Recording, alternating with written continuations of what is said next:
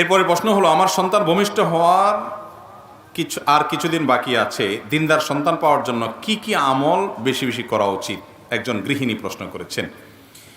সন্তান যেন দিনদার হয়, সন্তান যেন আল্লাহ ভীরু হয়, এটার জন্য গর্ভস্থ মা তিনি গর্ভ থাকা অবস্থায় সন্তানের জন্য কি কি করতে পারেন? আমাদের অনেক ভাইরা আছেন, তারা বলেন যে গর্ভাবস্থায় এ আমল করতে হয়, এ আমল করতে হয়, অমুক দোয়া করতে হয়। আসলে কি?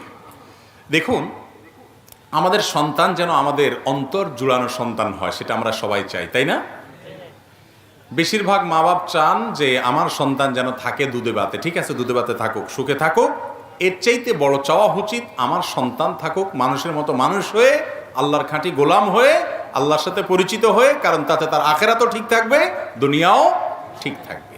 আর এটা যেন থাকে, সেজন্য গর্ভাবস্থায় বিশেষ করে একজন মা তিনি আল্লাহর কাছে বেশি বেশি সাধারণভাবে দোয়া করবেন, আল্লাহ আমার সন্তান যেন নেককার হয়, আল্লাহ আমার যেন একটা ভালো সন্তান হয়, সেজন্য আল্লাহ ভীরু হয়, সেজন্য আল্লাহ আপনাকে চিনে, সেজন্য মুত্তাকি পরহেজগার হয়।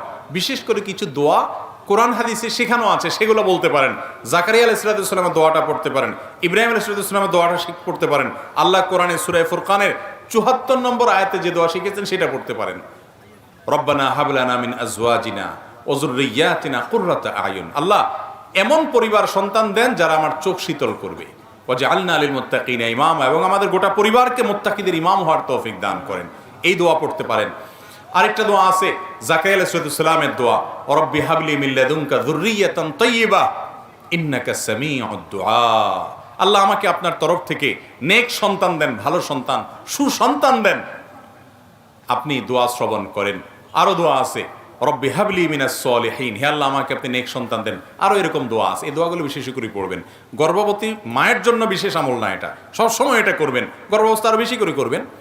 আর এর পাশাপাশি দোয়া কবুলের সময়গুলো, যেমন ভোর রাত, ৫ ওয়াক্ত নামাজের পর, নামাজের শেষ বৈঠক, এরকম কিছু টাইম আছে দোয়া কবুলের সময়। বৃষ্টির সময় দোয়া কবুল হয়, তারপর মুরগির ডাকের সময় দোয়া কবুল হয়, আজানে কামতের মাঝখানে দোয়া কবুল হয়। দোয়া কবুলের যে জায়গা, শুক্রবারে দোয়া কবুল হয়। শুক্রবার একটা বিশেষ সময় আছে, অনেকে বলেছেন আসর মাগরিব এবং সূর্য ডুবার আগে। এই টাইমগুলোতে দোয়া কবুল হওয়ার সম্ভাবনা বেশি থাকে। এই টাইমগুলোতে গর্ভবতী মা বলেন, অন্য যে কেউ দোয়া করবেন এই টাইমে। বিশেষ করে প্রশ্ন যেহেতু উনি করেছেন, আমি বলবো যে বোন, আপনি এই টাইমে সন্তানের জন্য আল্লাহর কাছে চোখের পানি ফেলে দোয়া করবেন। মা বাবার দোয়া সন্তানের জন্য অনেক বেশি কবুল হয়, এর মাধ্যমে সন্তান নেককার হবে ইনশাআল্লাহ। সেই সাথে গর্ভাবস্থায় নেক আমল করলে সন্তানের উপরে তার ভালো প্রভাব পড়ে, ইতিবাচক প্রভাব পড়ে। কোরআন তেলাওয়াত করা, ভালো ভালো কাজ করা, গুনাহের কাজ না করা, হারাম জিনিস না দেখা, মোবাইলে, টেলিভিশনে, এই টাইমে অন্য সময় তো করতেই হবে, বিশেষ ইবাদতের দিকে খেয়াল করা। এগুলোর মাধ্যমে ইনশাআল্লাহ নেক সন্তান আল্লাহর কাছ থেকে আশা করা যেতে পারে। বাকি এমনি গর্ভাবস্থায় করার জন্য আলাদা কোনো হাদিসে পৃথক কোনো আমল বলা হয় না, আমি যতটুকু জানি। আল্লাহু আ'লাম বিসওয়াব।